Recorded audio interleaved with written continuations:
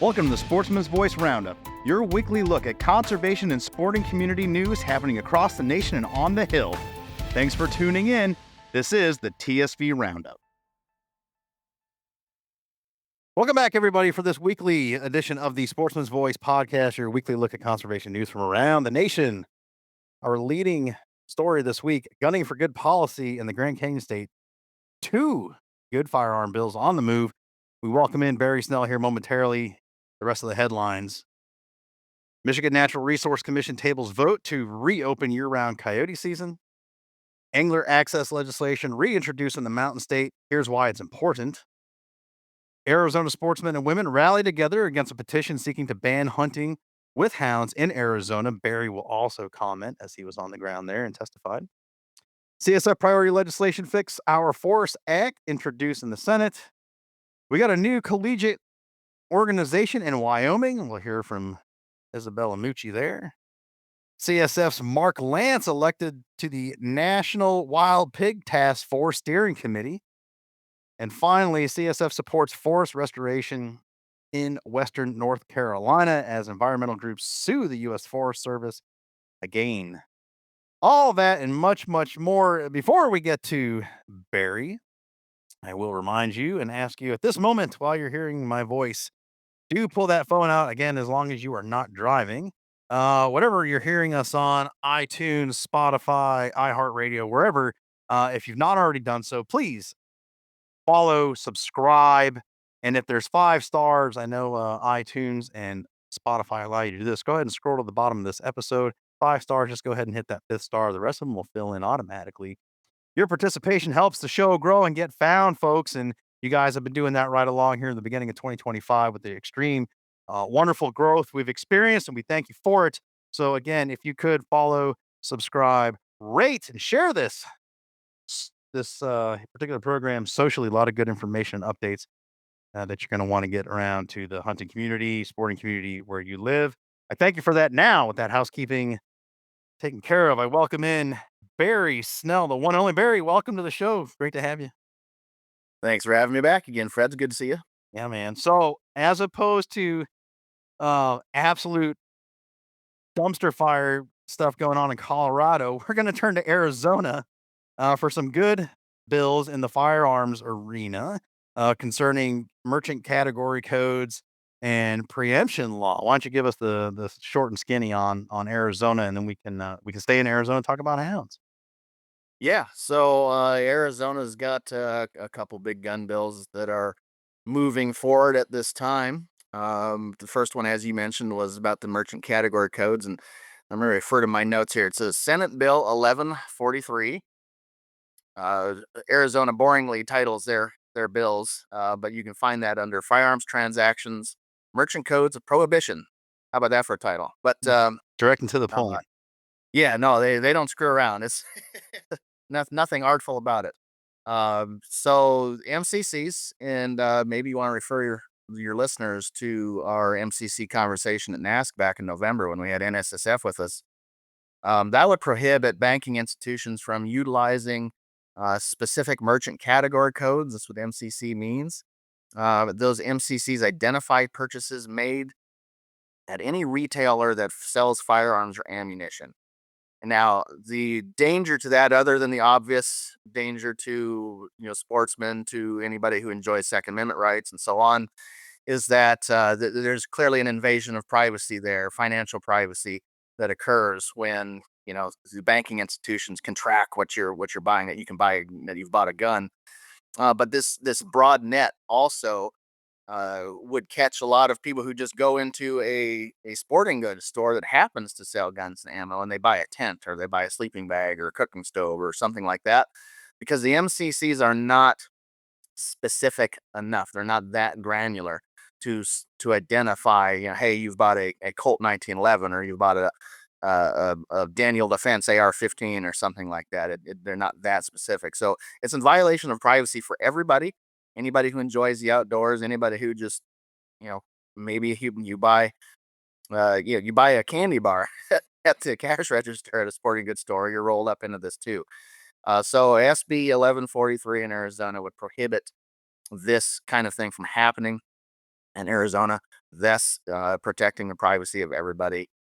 It also establishes, interestingly, and I think this is good policy that I would like to see in other places across the country. It establishes some civil penalties and some injunction options that would be utilized by even county prosecutors in Arizona. So the attorney general, of course, could do it, but I think it's very interesting that the county prosecutors will have this tool available as well, so they can effectively sue any financial institutions that attempt this within the state. Uh, the other one, also very interesting, is Senate Bill 1705. Again, fantastic title here. It's Firearms, State Preemption, Civil Penalty.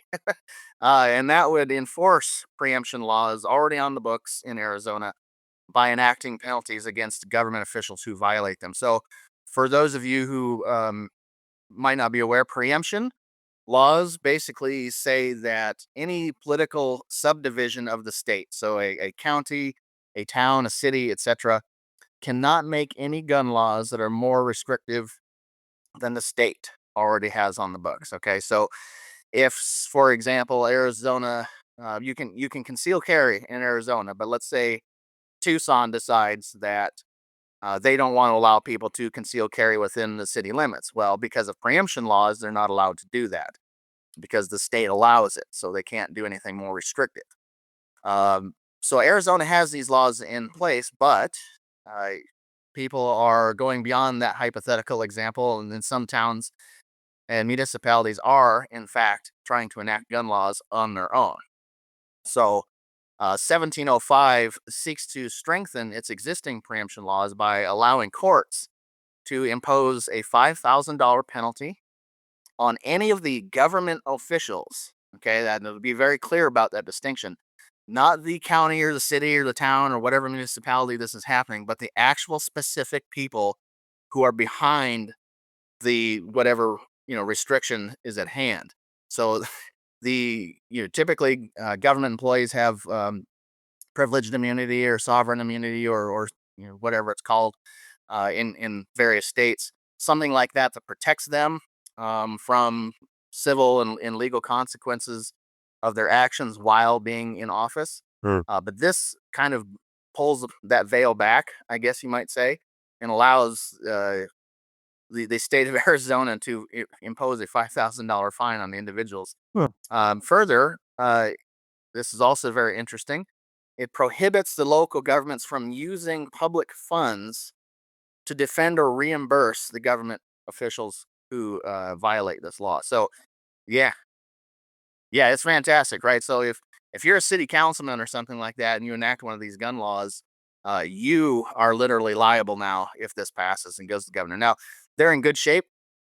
I don't know. Maybe I'm getting ahead of you. I apologize if I am, but the bills, both of these bills have passed through the Senate. They have made it through the committees in the House, all of those relevant committees, and it is down to the floor vote in the House, which we expect anytime. This is just a few days ago. So these are ready. Both of them are prepared and ready to go to the floor of the House and get voted on. And when that happens, they'll go to the governor.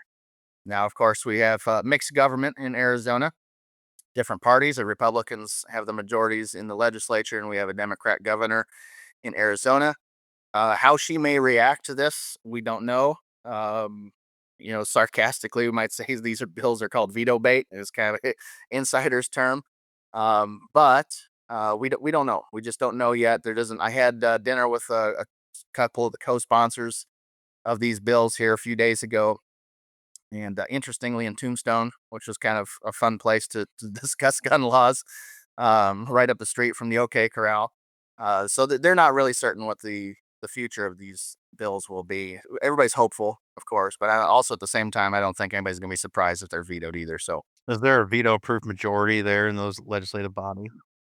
there's not in I- Arizona. Interestingly, is one of those states that really doesn't do Okay, that's my veto next question. overrides. Yeah, okay. They're one of the handful. It's very very rare, and I think the last time the legislature overrode a veto was about 50 years ago. So it's pretty unusual. It's just part of their culture, the legislative culture down there that they just don't use it. So So if she's not into it, doesn't, we may applaud the caucus here, but perhaps not too early on that, right? Yeah, nobody spend a lot of money to have a big party when these pass. We don't know yet. We're again, everybody's got their fingers crossed. She may go for it. We don't know, but maybe 50-50 at this point. Okay. All right. Well, it is interesting the personal liability carve out there in that second bill. Some people may bristle at that. I kind of do. I mean, upon hearing it specifically to this, it sounds great. It makes a whole lot of sense. Others might say, what does that precedent set? Can you start suing and then all this, you know, uh, lawfare, if you will, just never ending lawsuits, which is just going to clog up the system and with frivolous lawsuits. You don't want to see that happen. But here, where it's a direct violation, I feel like it makes sense. Some legal beagle will either confirm or say something else, I guess, to that. But if nothing Right. else, holding politicians' feet to the fire and keeping them honest on stuff, I think is a good precedent. Yeah, absolutely. And on that provision that would effectively punish any city councilman or county commissioner or something like that. Let's keep in mind too that your private citizen is not the one that'll be able to bring forward a lawsuit like this. So it won't be a free for all. It will be at the discretion of the state, probably the attorney general's office, to decide whether or not to do this. And I would expect that just what a lot of people don't see is there actually is a lot of communication between the state governments and the city governments. So if something like this happened, there probably would be a heck of a lot of phone calls and emails exchanged before it ever got to the lawsuit phase.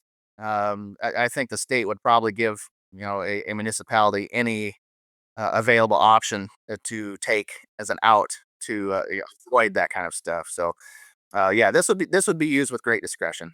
Good. Well, we'll see where it goes, and like you said, it's got to get to her desk there, being the governor, and see if she'll sign it. So Right. we'll look for follow up reporting on it. Now, while we have you, let us turn our attention to a hounding issue that antis came in pretty early on in the year.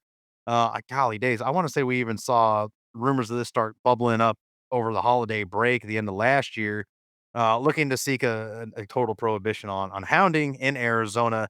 Both you and senior coordinator for comms, Hannah Stubblefield, who is a Arizona resident, both were in attendance and testify. Bring us up to speed on what you heard, what you saw there. Yeah, and you're absolutely right about the timeline. This came pretty early. Our assumption is that we think they were waiting to see what the outcome of the one Proposition 127 effort was going to be in Colorado, because it's related to that. Is to refresh your listeners' memory, 127 sought to prohibit mountain lion hunting, um, including with hounds, of course. That was one of the big sticking points. They don't like hound hunting of these predators. So we believe that they were just kind of holding their breath and waiting to see what the outcome to probably determine what strategy would take in Arizona. So of course, once that was over, December, January came around, and we started hearing rumors that this petition was coming. And sure enough, so the petition uh, seeks to, as you said, prohibit hound hunting for any mammal whatsoever. So this would be a blanket prohibition on hound hunting in general, not just against mountain lions or bears or anything like that. Uh, the commission meeting was well attended. I will say that it was in. There were a lot of people standing in the back of the room, and it's a pretty large room. If for anybody who's familiar with the Arizona Game and Fish Department's main office, where they have these big rooms, it's like theater seating. They were wise enough to invest in a great space for this. They have a nice dais and podium and theater seats for everybody, and the seats were pretty much full. There was at least 100 seats. I didn't count, and then there were some people standing up. So very provocative petition, brought a lot of people out from all over the state. Um, we testified, myself personally, from the perspective that CSF is a national organization, and I myself have 6 states under my control within my sphere of management. And I basically approached them and said, this gives me a perspective to see what does work and what doesn't work across the country, specifically out here in the West. And I got to speak from a position of authority that we know these things have been tried and failed in other places, including California, where there's a prohibition on this stuff already. Um, and of course, that has caused a lot of havoc down the ecosystem Uh-huh. because the populations of cats and bears has just exploded. There are now lots of wildlife and human contacts that are resulting in injury and sometimes death.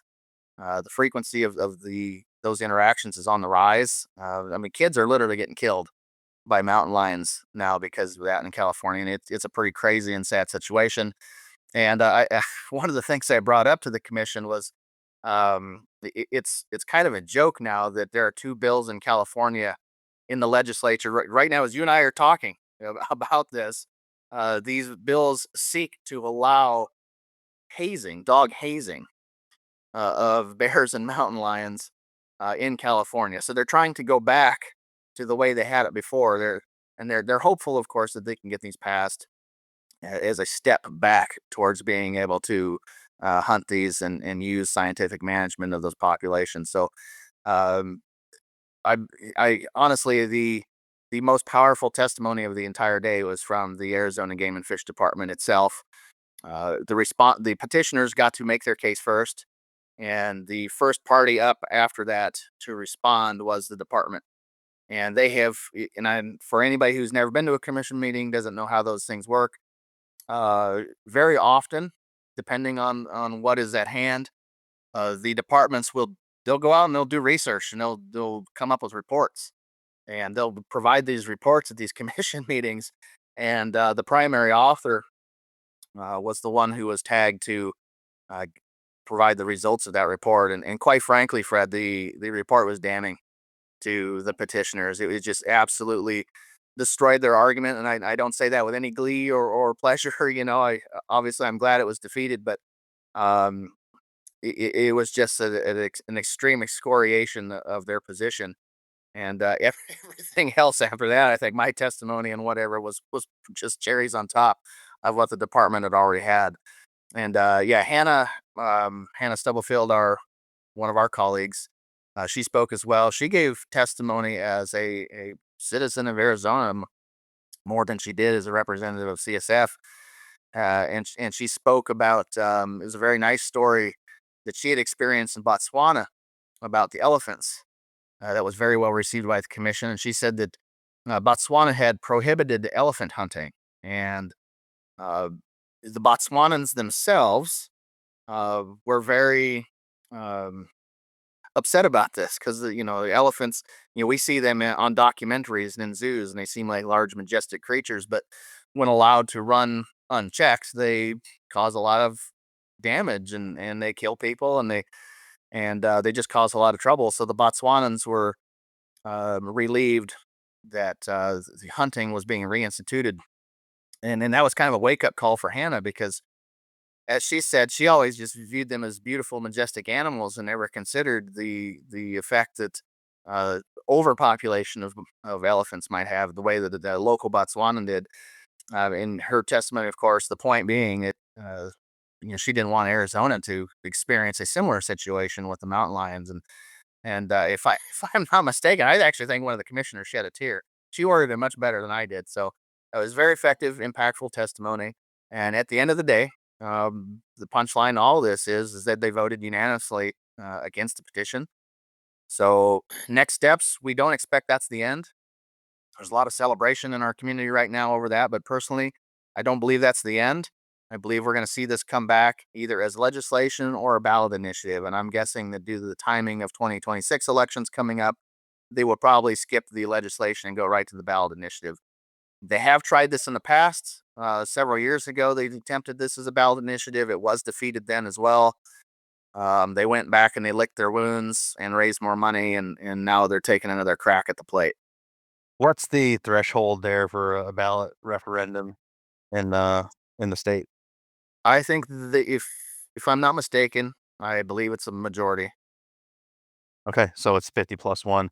I So believe so. I would have to check that, but I believe that's correct. so if it is, this presents a great opportunity for us to introduce language to probably have a constitutional amendment there in Arizona to raise that threshold to a 2/3, specifically to wildlife management, and, we're doing that in other parts of the country. We've reported on that, so that's not like, any top secret info there. We're very active with that, and on the heels of Prop 127 in Colorado, that's exactly what we've decided to do is be proactive on that and come out swinging, um, and make these folks work for it. It's the antis and these folks that glom onto these arguments, we got a bad habit. I say we, just kind of population in totality here. When they sign their name to these uh, petitions, they don't. I don't think most of them know what they're signing on to. They buy into this propaganda, and we have a bad habit of assigning human feelings to animals or assuming animals are self-aware and can make decisions based on emotion. Folks, these things are out there just living.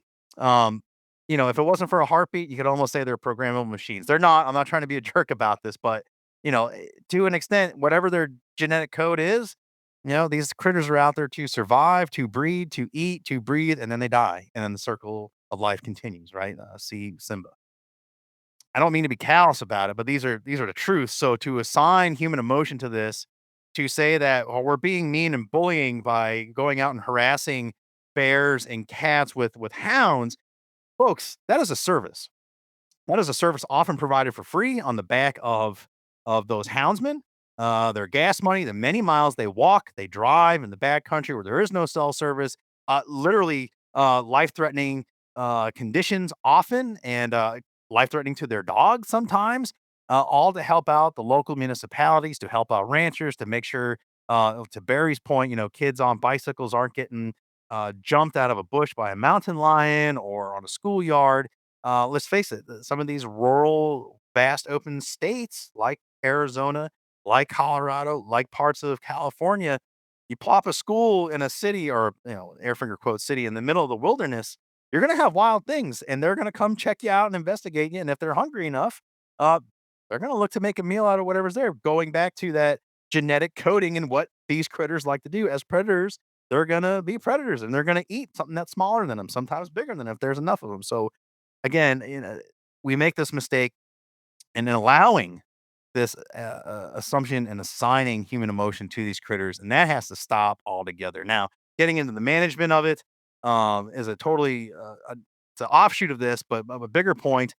And we've covered this when we've talked about bears in the past. I think during the 127 conversation, people need to understand that hounds also provide the service of being selective for that selective harvest, right? So when we're looking at cats, when we're looking at bears or bobcats, and we're looking at them on a tree or on an outcrop of rocks out there, hunter and guide have an opportunity to be selective. They don't have to send the arrow. They don't have to pull the trigger. They can be like, no, for management reasons, to perpetuate the species. That's a female. That's a small tom. That's a small female. We want to lead those. You know what we're looking for. And the idea being, from a prescriptive standpoint from the Arizona state agency and the others that have this. So, again, saying that we're out there, the houndsmen are out there bullying these animals and being savages is just a complete misrepresentation. Yeah, it is. I think it's a great example of the increasing urban-rural divide, right? Where a lot of these policies are coming from, frankly, urbanites, who have never experienced the outdoors or wildlife the way that we have, and they just assume that everybody lives the way they do. I think there's just you just don't know what you don't know, right? And it's I think it's coming. I don't think it's necessarily malicious. I just don't think they know better. I think it's pure ignorance. California, you mentioned California. California is a great example of this. California is a massive state. It is the third largest state in America. It is absolutely friggin' huge. It takes like 12 hours to drive from north to south across it. And the vast majority of that land is as rural as anywhere in Colorado or Arizona. I mean, you are in the middle of nowhere Mm. in 95% of California. And that's where these critters are. That's where a lot of these problems are happening is in some of these rural cities, or excuse me, rural towns. And, the urbanites in LA or Sacramento or San Diego, they just can't fathom what that reality is like because they don't live it and they never have lived it. That certainly seems to be the case with a lot of these attempts in Colorado and Arizona too. And on the hound thing, I think you're absolutely spot on. You have to be able to sex the mountain lions before you take it. You have to know if it's a male or female. You can't tell if it's a male or female from 400 yards out through binoculars. It's impossible. You just can't. So you have to get them up a tree. You have to be able to see, yeah, not to be graphic, but you got to see what's down there, effectively, and before you can make a decision, if you got to know if it's a young male or it's an old male. Just these are the things that you need to see, and the only way to really do that is either on accident, or you stumble across it on accident, or you use dogs to tree it so you can take a look. And you're absolutely right. The antis believe that the houndsmen are just out there. They the petitioners in Arizona call it like it's like playing a video game because they use GPS trackers on their cell phones. And they think, oh, they're just playing a video game. And they sit there and effectively in their minds are thinking the hunters are just leaning against a tree drinking a beer, waiting for the hounds to tree, and then they go. No, these houndsmen. I would challenge anybody to go on a hunt with one of these houndsmen. I certainly I'll admit it up front. I don't have the fitness level to do what these guys do. They are running through the backcountry, up and down mountains, down into canyons, through the sagebrush. I mean, it is absolutely crazy. The pursuit that is involved and the fitness level that is necessary to keep up with these dogs. So, these people who paint this as an easy thing. They're just out there sending dogs willy nilly out into the woods to tree mountain lions, and then some drunk hunter shows up and shoots them out of a tree. Absolutely, absolutely, completely not the case. A lot of these problems, of course, would be solved with experience. If we could just get these guys to agree to come out with a houndsman, they would give up within a mile or two. I can't do this anymore. I'm going back to the car. But at least they would have some inkling of an idea that this is not at all the process that they have cooked up in their minds.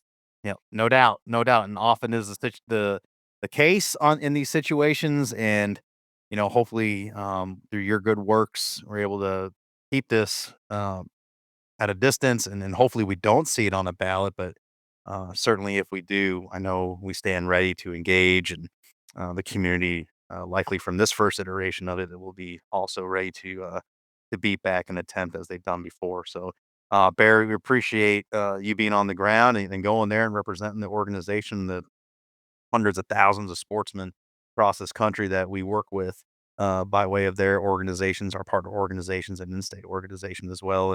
And Hannah for her reporting and her testimony as well. So keep up the good work. We look forward to having you back on.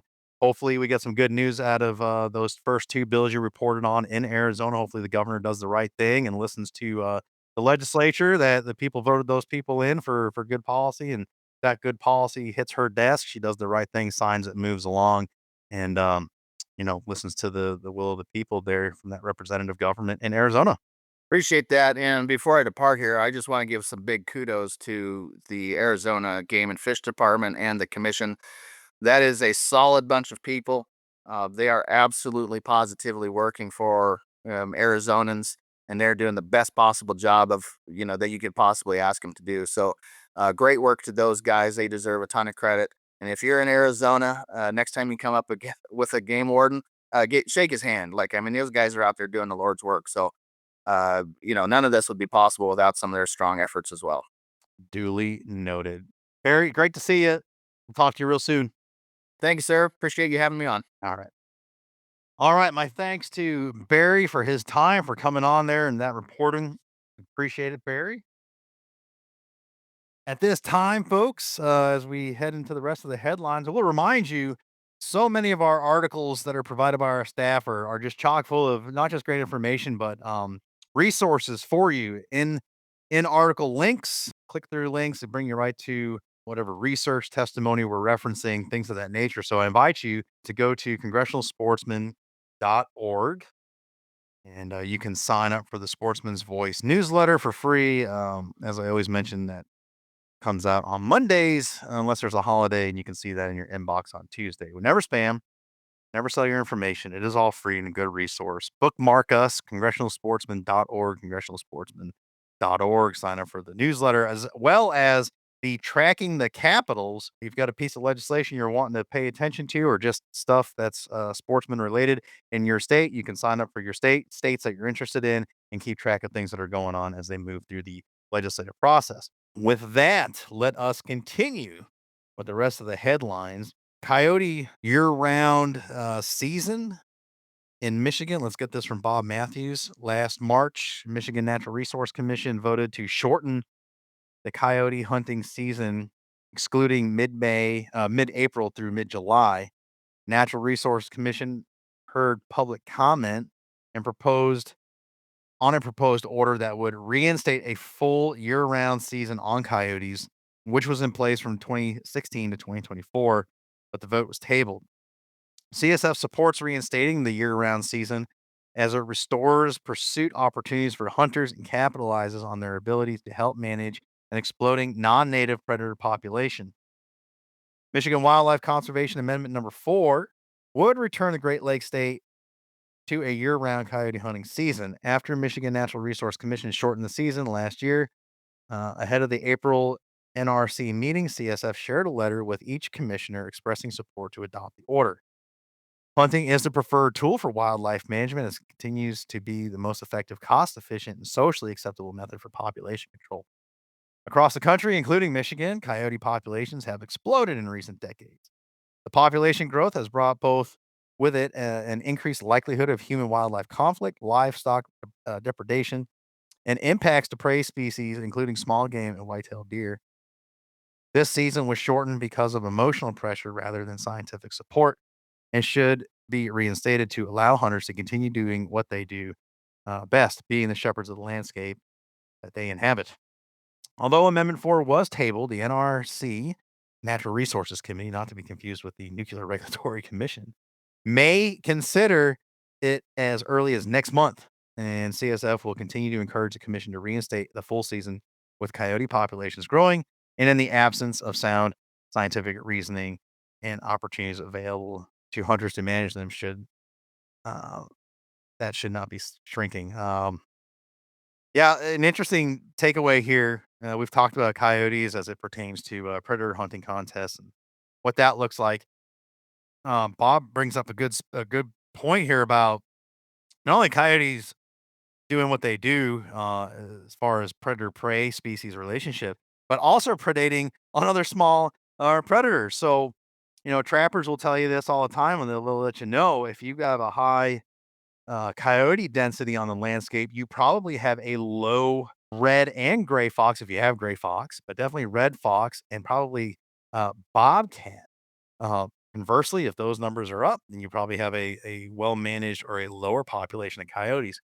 So, yeah, there is place for that management and should be, and then should strike a balance. And again, always coming back to the state agency, what are they prescribing?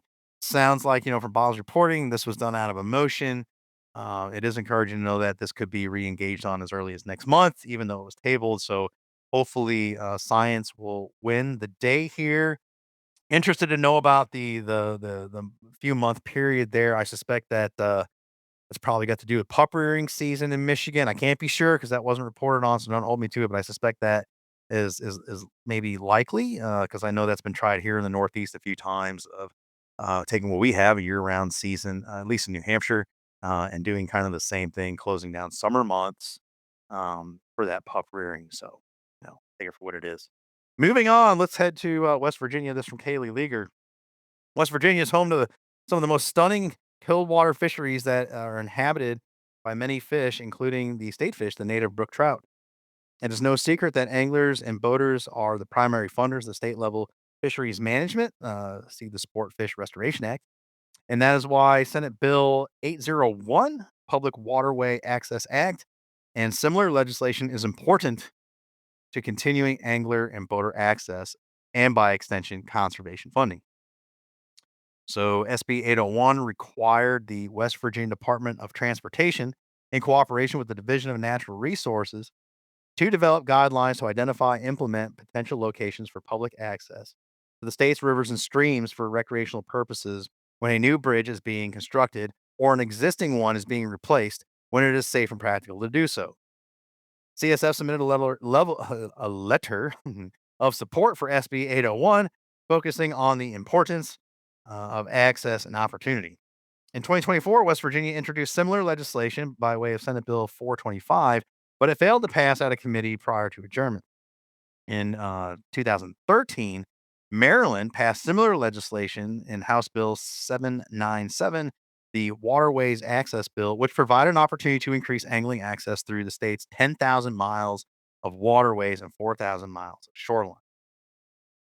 Lack of access is one of the biggest issues facing sportsmen and women today and is reported as the number one reason over which state agencies have control that lapsed hunters and anglers cite when they ask why they no longer participate. Additionally, opportunities to expand angling access throughout the country have become increasingly limited in the recent years due to increases in private ownership along waterways and attendant riparian rights, limiting new access construction. Although state natural resources agencies have funds available to create angler access through sport fish restoration and boating trust fund, paid for by boaters and anglers, many states have already, air finger quotes here, built out the available and affordable angling access opportunities on limited riparian lands. With outright land acquisition opportunities limited, states must look for new avenues for providing access to our nation's waterways. One often overlooked opportunity is to prioritize the establishment of new access points when state highway transportation departments are planning, designing, or building bridges and roads across public waterways. Legislation like West Virginia's Senate Bill 801 is important for legislators to consider so that states may continue to provide safe and accessible access points for anglers and boaters, which will help keep support for participation and conservation in the long haul. Yeah, not much more to say on that. If you got an opportunity to put a ramp in there while you're doing that construction, you got all that manpower and earth moving material out there, do it. And that's part of the agreement through those Pittman Robinson, Dingle Johnson funds, right? Is that self-funding, self-feeding mechanism that we talk about week in and week out here. And as you know, we are celebrating the 75th anniversary of the Sport Fish Restoration Act. And yeah, timely article there and reporting by Kaylee, so we thank you for that. This from, our forestry director, John Colclasure. CSF priority legislation, Fix Our Forests Act, introduced in the Senate. This is good news. The Fix Our Forest Act would reform forest management policies to mitigate against severe wildfires by implementing science-based forest management practices to improve forest health and wildlife habitat. The legislation would enact several longstanding priorities for the sporting community, notably legislation reform and clarifying consultation requirements for federal land management agencies to remedy the 2015 Cottonwood decision that has hindered forest restoration projects with time consuming process hurdles that provide no conservation benefit.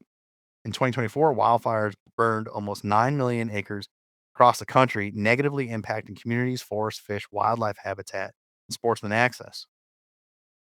On April 10th, the CSC and members Senator John Curtis, John Hickenlooper, Alex Padilla, and Tim Sheehy introduced Fix Our Forest Act, Senate 1462. CSF supports this legislation. The House version of the Fix Our Forest Act, that's HR 471, also supported by CSF and led by CSC co-chair Representative Bruce Westerman, passed the House on a strong bipartisan vote of 279 to 141 in January. While the House and Senate versions differ in some respects, the bills are largely similar and aim to improve forest management policies to reduce severe wildfire risk and increase forest resiliency.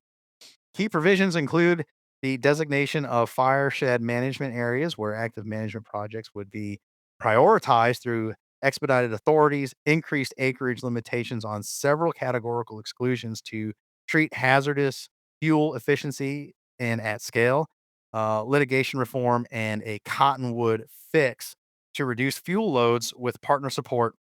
The legislation also expands collaborative tools, including, among others, the Good Neighbor Authority, stewardship, contracting, and the Joint Chiefs Landscape Restoration Partnership Program, and ensures that cross boundary prescribed fire projects are prioritized. CSF is thankful for the leadership of the Senators Curtis, Hickenlooper, Padilla, and Shea on the pressing issue for sportsmen and women and communities in the wildland urban interface. The Fix Our Forest Act is critical for conserving fish and wildlife habitat and supporting the sporting traditions of millions of hunters and anglers that recreate on federal lands. CSF looks forward to working with the House and Senate to pass a comprehensive federal forest management reform legislation this Congress. Yeah, man. Good stuff here. Stuff you guys have heard before in the past. Um, bears uh, repeating. There was a whole bunch of fires in California not very long ago, but 24-hour news cycles and a whole lot of breaking news seemingly every couple hours has put that way in the back of the old memory bank. So let's bring that forward. It wasn't very long ago. Catastrophic wildfire was on everyone's mind and shouldn't be forgotten. So just because the news cycle has doesn't mean we need to. And the crazy fires even before the Palisades. So um, you don't have to look very far back. And it's winter's over, summer's coming in here eventually, and as we get through spring, so things are going to get warm, things are going to get dry, and those unmanaged fuel loads are only going to allow for a spark or two to create disaster. So the sooner we can get this across the finish line, and with John's leadership and our federal team, that'll be a good thing. Good news for our sportsmen and women collegiate coalition. We have a new organization in the University of Wyoming. This month, CSF added the University of Wyoming to our Wyoming into our growing network of active collegiate coalitions. CSF is excited at our first school in the West to the collegiate coalition program and looks forward to supporting these students as they work to grow their membership and begin hosting meetings and events on campus. Let's see here. Dr. Kelly Dunning was instrumental in bringing our newest collegiate coalition to the University of Wyoming, with many of her students at the Hobbs School of Environment and Natural Resources signing up for this organization. We look forward to continuing to work with her to provide valuable policy education and engagement opportunities to our coalition students at the University of Wyoming. Zachary Bearden, a junior outdoor recreation and tourism management major, will be serving as the inaugural president for the organization at the University of Wyoming. Zach spoke about what the coalition and University of Wyoming means to him, saying that, quote, the goal of bringing the coalition to University of Wyoming is to provide an opportunity for students to participate in an organization that educates us about the importance of hunting, fishing, and shooting on conservation efforts. With these activities being so deeply rooted in the state's cultural and economic fabric, it is crucial to develop leaders that understand our outdoor sporting heritage to protect it for future generations. In addition to professional development, our coalition hopes to introduce hunting, fishing, and recreational shooting to individuals without previous exposure. Personally, as a soon to be graduate with a young son, I want the chance to leverage my skills to protect and develop the opportunities provided within Wyoming so that he may have the same or better opportunities I was afforded growing up. End quote. Great stuff there from Zach. We appreciate it, and we're excited for Universal Wyoming. And we thank Isabella Mucci, who managed that program, for her reporting. Go Wyoming. All right. If you didn't know this existed, you're gonna now. There is a National Wild Pig Task Force Steering Committee, and our assistant manager in the Southeast states, Mark Lance, has been elected to it. Wild pig populations are continuing to explode across the country, with an estimate of 6 million individuals nationwide. They're having a profound impact on crops and privately owned property, causing an estimated 2.5 billion with a B worth of damage annually, while also negatively impacting native wildlife and their habitats. The National Wild Pig Task Force is a technical, scientific, and leadership alliance of state, federal, provincial, and private conservation partners working to reduce and eventually eradicate free ranging populations of wild pigs in North America. Due to their prolific reproductive capabilities of species, damage mitigation and management of wild pigs is a huge challenge. State and federal agencies continue to struggle to find both effective and cost effective management techniques, which impede further spread of wild pigs into new areas and reduce the negative ecological and financial impacts associated with wild pig populations. With wild pigs now present in at least 35 states, management strategies continue to evolve where some states allow for very liberal seasons on wild pigs and some outright ban the recreational hunting of wild pigs in favor of government led trapping efforts. Therefore, policymakers must be better informed and work collectively with partners such as those affiliated with the National Wild Pig Task Force to better mitigate the state's specific wild pig program. Task force features subcommittees comprised of experienced individuals who could address specific resource concerns, policy and management issues, research priorities, and outreach needs, and more. CSF remains at the table for discussions related to wild pig management, coordinating with our state fish and wildlife agencies and the National Assembly Sportsmen's Caucuses, and now serving in a leadership capacity with the task force alongside our partners. Uh, Congratulations, Mark. That's great. And we're glad to have him at the table in a leadership capacity. I'm glad I can't speak to this too much from personal experience, even though there's rumored to be a very small Eurasian boar population somewhere in the mountains that straddle the Vermont New Hampshire border. That's only a rumor. Fortunately, we don't have that problem up here, but I know, like Mark said, 35 states out of 50 do. And that is terrible. Um, not only for the damage, the depredation caused on properties and ag, but these suckers, man, they're nest raiders. They wreak havoc on turkeys. Will eat baby turkeys. Will eat baby deer. If it's on the ground and they can get it in their mouths, pig's gonna eat. So hopefully, hopefully we can get Mark on the program at one point to talk more in depth about this. I scratch my head about the closing of any recreational harvest, or I wouldn't even call it recreational harvest. I mean, I suppose it could be, but getting hunters as a preferred method out there, maybe in tandem with air finger quote professional government snipers or whatever the hell they're called, seems to be an all fronts approach. I'm really questioning why that's not part of the solution, but Mark will be able to tell us at some point. We'll get him on the show. All right, wrapping it up here. CSF supports forest restoration in Western North Carolina as environmental groups sue the U.S. Forest Service again. Also from John Cole Glazier. Litigation to vacate the recently revised land management plan for the Natala and Pisgah National Forest districts of the U.S. Forest Service from addressing the pressing resource needs across the 1.1 million acres of public forest that are interspersed within state lands, other federal lands, and for in private lands. North Carolina is the number one state in the country for acres in the wild land urban interface.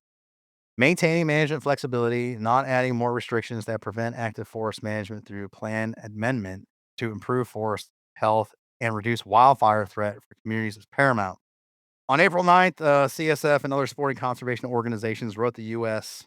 FS to express support for actively stewarding forest resources and reduce wildfire risk and improve forest reliance on um, the Natala and Pisgah, I think I'm saying that right, national forest after Hurricane Helene. The letter also discouraged the Forest Service from amending those national forest land management plan, the forest plan, which was finalized after 10-year revision process. On March 27th, groups sued the United States Forest Service to vacate the forest plan. Some of the small groups previously filed an objection to the forest plan in March of 2022, and several of the same groups sued the U.S. Forest Service over the forest plan in April of 2024. Then last week, litigation was threatened again against the U.S. Forest Service over the administration's policies to increase timber production and reduce wildfire risk. In the most recent lawsuit, plaintiffs request cost fees and expenses, including attorney's fees. This is consistent with lawsuits filed by some of the same groups to have federal dollars awarded via the Equal Access to Justice Act. CSF supports the bipartisan Fix Our Forest Act, which we reported on earlier, which includes litigation reform and which is, not surprisingly, opposed by several of the same groups that filed the lawsuit. The forest plan was developed with robust public input, and the U.S. Forest Service priority should be to address wildfire threat exacerbated by Hurricane Helene. It is not in the best interest of the communities in Western North Carolina, let alone the taxpayer dollars, to be bogged down in more years of planning that consume limited agency resources. Fuel loads need to be reduced through vegetation treatments and salvage projects. Roads, critical for management and fire breaks, need to be repaired. Bridges, trails, and other infrastructure that the public depends on for access need to be rebuilt on top of the other forest restoration and wildlife habitat needs that exist before Hurricane Helene wreaked havoc in that area. CSF appreciates the U.S. Forest Service dedication to support Western North Carolina getting back on its feet and commends the Forest Service for prioritizing forest restoration work to increase forest resiliency, mitigate wildfire risk, and improve wildlife habitat. That was a lot. I think we got it in a timely manner here. Those are the stories as we see it, as we were reporting for the week of April 14th, 2025. And thank you all for bringing us along for your day. As always, we appreciate it. Make sure you do the like, subscribe, the 5 stars, all of it. Go check the website out, universalsportsman.org. Sign up for all the freebies.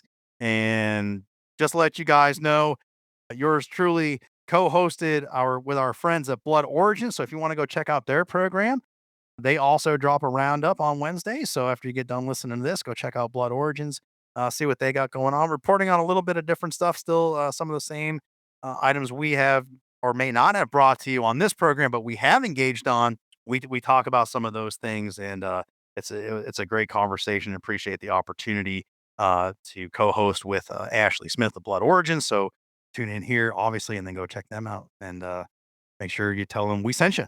That's our show for this week, guys. Feature podcast with Chris Horton tomorrow. Do tune into that. As always, CSF is your inside connection to outdoor legislation. We will see you next Wednesday. So long. Thanks for joining us on this edition of the Sportsman's Voice podcast. Ladies and gentlemen, your support is crucial, and you can help us out right now by leaving a review, filling in those 5 stars where available, sharing this episode with friends and family, and engaging with us socially. CSF can be found on Facebook, Instagram, and X, formerly known as Twitter. Together, we can protect the outdoor sports we love and continue to keep you informed wherever you are. That's it for this week. Until next time, we'll see you later.